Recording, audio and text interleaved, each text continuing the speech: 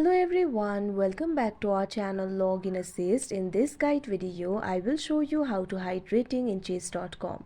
First of all, launch open chess.com application. You can see over here chess.com application has been opened. Initially, you'll be led to this kind of interface. So if you want to hide your rating, it is actually very simple. Tap on the more icon that you can see at the bottom right corner of your screen. Now you'll be led to this kind of interface. You'll be able to find bunch of options like stats, profile, theme, etc. Right over here, you'll be able to find the option for settings. Tap on it. Now you'll be led to the settings interface. You'll be able to find various settings options over here. What you have to do is find the option for play and tap on it.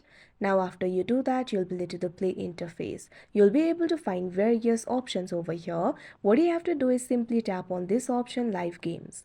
Now you'll be able to find the options like pre-move, hide ratings during the game, confirm each move, etc. Simply toggle on the button right next to the option hide ratings during the game. Now after you do that, the ratings will be hidden. So that is how you hide rating in chess.com. I hope you found this video helpful. Thank you for watching. Make sure to like, share and subscribe to our channel.